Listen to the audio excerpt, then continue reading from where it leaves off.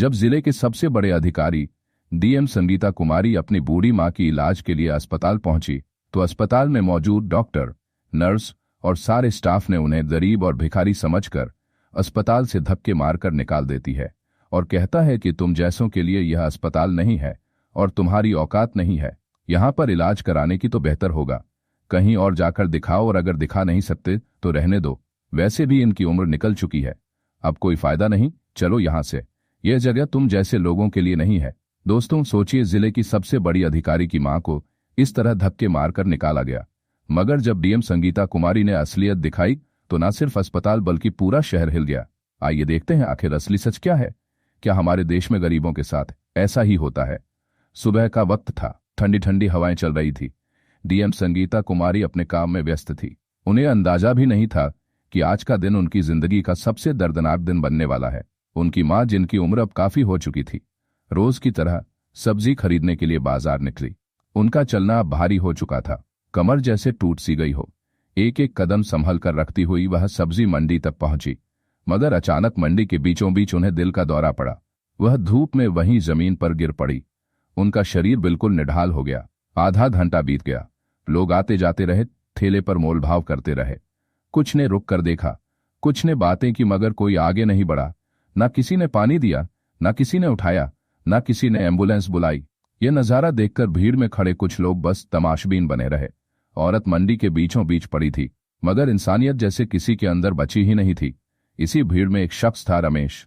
वो मदद करने की बजाय मोबाइल निकालकर वीडियो बनाकर उसने तुरंत सोशल मीडिया पर डाल दिया। कैप्शन में लिखा, यह दादी आधे घंटे से यहां बेहोश पड़ी है, किसी को रहम नहीं आता, ना कोई पानी दे रहा, ना उठाकर अस्पताल ले जा रहा, ना जाने किसकी मां होंगी यह बेचारी। वीडियो देखते देखते वायरल हो गया और कुछ ही देर में वह वीडियो पहुंच गया डीएम संगीता कुमारी के मोबाइल पर। वीडियो देखते ही उनका दिल दहल गया, आंखों में आंसू आ गए। वह दर्द से चिल्लाई, हे भगवान, ये मेरी मां है। वह तुरंत कुर्सी से उठी, इंस्पेक्टर को बस इतना कहा, मैं घर जा रही हूं, फिर अपनी काली जीप में बैठकर तेजी से बाजार की ओर निकल पड़ी। बाजार में पहुंचते ही संगीता कुमारी ने अपनी मां को गोद में उठा लिया, बोतल से पानी पिलाया, चेहरे पर छींटे मारे। थोड़ी देर में उनकी मां को होश आया। उसके बाद संगीता कुमारी ने वहां खड़े लोगों की ओर गुस्से से देखा और बोली, आप लोगों के अंदर इंसानियत बची भी है या नहीं? एक औरत धूप में बेहोश पड़ी रही और किसी को रहम नहीं आया, ना पानी दिया, ना अस्पताल ले गए, बस तमाशा देखते रहे। आप सब इंसान के नाम पर कलंक है। उनकी डांट सुनकर भीड़ में सन्नाटा छा गया, सबके चेहरे शर्म से झुक गए। संगीता कुमारी मां को लेकर घर लौटी। घर पहुंचते ही मां से बोली, मां, मैं आपको तुरंत अस्पताल लेकर चलती हूं। उन्होंने तुरंत एम्बुलेंस को कॉल किया और फटाफट से कपड़े चेंज किया। उन्होंने वर्दी उतार कर पीले रंग का सलवार सूट पहनी और मां को लेकर जिले के सबसे बड़े सरकारी अस्पताल पहुंची। वहां पहुंचकर सीधे बड़े डॉक्टर आनंद वर्मा के पास गई। डॉक्टर साहब देखिए, मेरी मां की हालत बहुत खराब है, आधा घंटा तक बेहोश पड़ी रही, कृपया तुरंत इलाज शुरू कीजिए। मगर डॉक्टर आनंद ने बिना कुछ देखे सुने बेरुखी से कहा, यहां इलाज नहीं हो पाएगा, तुम इन्हें किसी और अस्पताल ले जाओ, अच्छा होगा कि कहीं और ट्राई करो। डॉक्टर के सामने खड़ी संगीता कुमारी दर्द और गुस्से से कांपती आवाज में बोली, डॉक्टर साहब, मुझे पता है कि यह जिले का सबसे बड़ा अस्पताल है और इसी वजह से मैं यहां आई हूं। मेरी मां की हालत बहुत खराब है, अगर यहां इलाज नहीं होगा तो उनकी जान को बड़ा खतरा है। आप टेंशन मत लीजिए, पैसों की जितना खर्च होगा मैं दूंगी, बस आप मेरी मां का तुरंत इलाज शुरू कर दीजिए। मगर डॉक्टर आनंद वर्मा ने ठंडी हंसी के साथ जवाब दिया, क्या कहा तुमने? जितना भी पैसा होगा तुम दोगी? तुम्हें लगता है तुम्हारे पास इतने पैसे हैं कि तुम यहां का इलाज करवा सको? सुनो, अगर तुम खुद को भी बेच दो ना तब भी इनका इलाज नहीं हो पाएगा, इसीलिए कह रहा हूं उनको लेकर यहां से चली जाओ। वैसे भी तुम्हारे जैसे लोगों के पास तो खाने को भी पैसे नहीं होते होंगे, इलाज कहां से कराओगी? ये सुनते ही संगीता कुमारी का खून खौल उठा। उनका चेहरा गुस्से से लाल हो गया, मगर उन्होंने खुद को संभाला। गहरी सांस लेकर बोली, देखिए, मैं गरीब हूं या फकीर, इससे आपको कोई मतलब नहीं होना चाहिए। आपको तो बस मेरा काम करना है। मैंने कहा ना, जितना खर्च होगा मैं दूंगी। पैसों की फिक्र मत कीजिए, बस मेरी मां का तुरंत इलाज शुरू कीजिए, वरना आप बहुत पछताएंगे। डॉक्टर ने हंसते हुए तंज कसा, अच्छा, अगर मैं इलाज न करूं तो मुझे पछताना पड़ेगा? क्यों? क्या मैं तुम्हारी मां का बेटा हूं या तुम्हारा कोई रिश्तेदार हूं जो पछताऊंगा? तुम कर लोगी क्या मेरा? बकवास मत करो और इन्हें लेकर घर जाओ, यही सही है। वैसे भी इनकी उम्र निकल चुकी है, अब कुछ हो भी गया तो तुम्हें क्या फर्क पड़ता है? तुम तो जवान हो, खुद पर ध्यान दो। यह सुनकर संगीता कुमारी के हाथ कांपने लगे। वो कुछ पल खामोश खड़ी रही, उनकी आंखों में आंसू और चेहरे पर आग दोनों साथ थे। फिर उन्होंने धीरे से अपना पर्स खोला और उसमें से सरकारी पहचान पत्र निकाला। वो कार्ड सीधा डॉक्टर के सामने रखते हुए ठंडी आवाज में बोली, पहले यह देखो फिर बोलो कि तुम्हारे पास टाइम नहीं है। कार्ड देखते ही डॉक्टर आनंद वर्मा के पसीने छूट गए। उसका चेहरा पीला पड़ गया।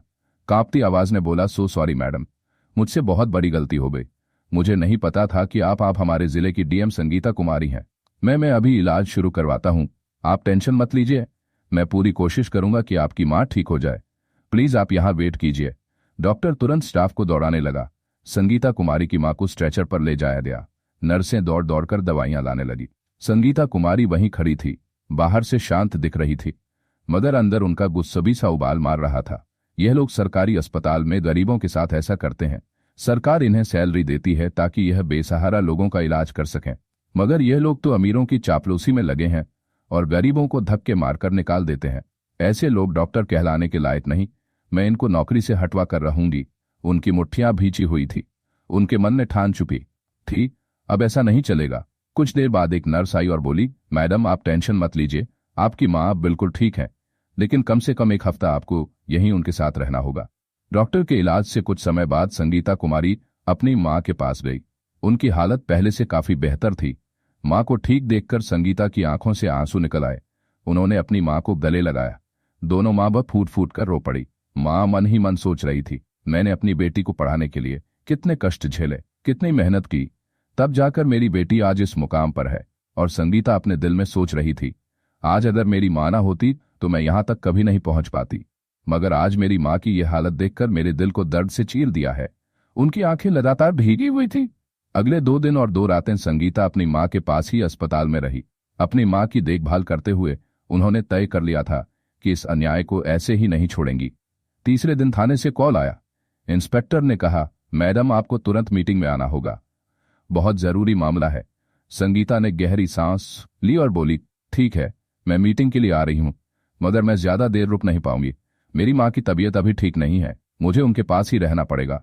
इंस्पेक्टर बोला, ठीक है मैडम, आप मीटिंग के बाद जितनी जल्दी हो सके अस्पताल लौट आइए। संगीता अपनी मां को दिलासा देकर मीटिंग में पहुंची। मीटिंग खत्म होते ही 6 घंटे बाद वो वापस अस्पताल लौट आई। पूरा 1 हफ्ता अस्पताल में गुजारने के बाद आखिरकार संगीता अपनी मां को लेकर घर लौटी। मां की हालत अब स्थिर थी, लेकिन संगीता के दिल में आग जल रही थी। अगर मैं डीएम ना होती, अगर मेरे पास ये पद ना होता, तो आज मेरी मां शायद मेरे पास जिंदा ना होती। गरीबों के साथ रोज ऐसे ही होता होगा। यह अन्याय है और मैं इसे ऐसे नहीं छोड़ूंगी। उनकी आंखों में गुस्सा साफ झलक रहा था। कुछ दिनों बाद उन्होंने निर्णय लिया। वो थाने गई, इंस्पेक्टर और हवलदारों को अपने साथ लिया और सीधे उसी अस्पताल पहुंची। अस्पताल में पहुंचकर उन्होंने सभी डॉक्टरों और स्टाफ को एक जगह बुलाया। वहां खड़ी होकर गुस्से से कांपती आवाज में बोली, आप लोगों की वजह से ना जाने कितने गरीबों की जान गई होगी, ना जाने कितने बेबस लोग इलाज के बिना लौट जाते होंगे। सरकार आपको सैलरी इसलिए देती है कि आप गरीबों का सहारा बने, उनकी जान बचाएं, मगर आप लोग यहां सिर्फ अमीरों की चापलूसी और गरीबों को अपमानित करने का काम करते हैं। उनकी आवाज और ऊंची हो गई। 1 हफ्ता पहले आपने मेरी मां के साथ जो किया वो सिर्फ मेरे साथ नहीं बल्कि हर गरीब के साथ होता है। आपको किसने हद दिया कि किसी को औकात दिखाओ, किसी को फकीर कहकर बाहर निकालो? याद रखो, आपकी औकात आपको तब समझ में आएगी जब मैं आप सबको इस पद से हटवाऊंगी। अब मैं आप लोगों पर सख्त कार्यवाही करूंगी ताकि आप जान सकें इंसानियत के साथ खिलवाड़ का अंजाम क्या होता है। पूरा अस्पताल सन्न था। डॉक्टरों के चेहरे पर डर साफ दिख रहा था। अस्पताल के सबसे बड़े डॉक्टर आगे आए। उन्होंने हाथ जोड़ लिए और झुके सिर से बोले, मैडम हमें माफ कर दीजिए, हमसे बहुत बड़ी गलती हो गई। आगे से हम ऐसी हरकत कभी नहीं करेंगे। हम हर मरीज का इलाज पूरी कोशिश से करेंगे, चाहे उनके पास पैसे हो या ना हो। डॉक्टरों की माफी के बावजूद डीएम संगीता कुमारी का गुस्सा शांत नहीं हुआ। वो ठंडी लेकिन सख्त आवाज में बोली, आप लोग कितना भी माफी मांग लें या सर झुका लें, मैं आपको माफ नहीं करूंगी, क्योंकि आपने सिर्फ मेरे साथ नहीं, ना जाने कितनों के साथ ऐसा किया होगा। कितने गरीब यहां से अपमानित होकर लौटे होंगे, जिनकी जान आप लोगों ने लापरवाही से छीनी है। इससे बेहतर है कि ऐसे लोग डॉक्टर रहे ही ना। इसलिए माफी की उम्मीद मत कीजिए। मैं ऐसा फैसला लूंगी कि आगे से कोई मरीज यहां अपमानित ना हो। उनकी बात सुनकर सारे डॉक्टर घबरा गए। सभी हाथ जोड़कर कहने लगे, मैडम हमें माफ कर दीजिए, हमसे बहुत बड़ी गलती हुई है। हमें एहसास हो चुका है कि हमने गलत किया। हमें हर मरीज को इंसान समझकर बराबरी से देखना चाहिए।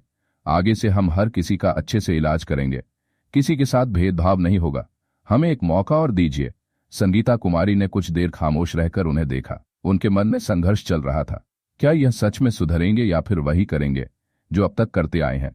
कुछ पल सोचने के बाद उन्होंने गहरी सांस ली और कहा, ठीक है, मैं आप लोगों को इस बार छोड़ रही हूं, मगर याद रखिए यह मेरी आखिरी चेतावनी है। अगर आगे कभी किसी गरीब की आवाज मुझे सुनाई दी, अगर किसी मरीज के साथ बदतमीजी हुई या इलाज में लापरवाही की गई, तो आप में से कोई भी इस अस्पताल में काम नहीं कर पाएगा। मैं आप सबको नौकरी से निकलवा दूंगी और ऐसा सबक सिखाऊंगी कि आप जिंदगी भर याद रखेंगे। बेहतर होगा कि अभी से सुधर जाइए और हर मरीज को इंसान समझकर उसका इलाज कीजिए। उनकी बात सुनकर पूरा स्टाफ चुप हो गया। सबके चेहरे शर्म और डर से झुक गए। संगीता ने इंस्पेक्टर और हवलदारों को इशारा किया और कहा, चलो। वो वहां से निकल गई। उस दिन के बाद अस्पताल की तस्वीर बदल गई। डॉक्टरों को समझ आ चुका था कि जिंदगी हर इंसान के लिए बराबर कीमती है, चाहे अमीर हो या गरीब। उन्होंने अपने रवैया को बदला और हर मरीज को इंसानियत के नजरिए से देखना शुरू किया। दोस्तों, अगर आपको यह कहानी पसंद आई हो तो इसे लाइक कीजिए और ज्यादा से ज्यादा शेयर कीजिए, ताकि हर कोई अपनी आवाज उठा सके और सिस्टम को बदलने की हिम्मत कर सके। और हाँ, हमारे चैनल क्राइम स्टोरी 2.0 को सब्सक्राइब करना ना भूलें, क्योंकि यहां आपको मिलेंगी ऐसी ही सच्ची और प्रेरणादायक कहानियां। धन्यवाद।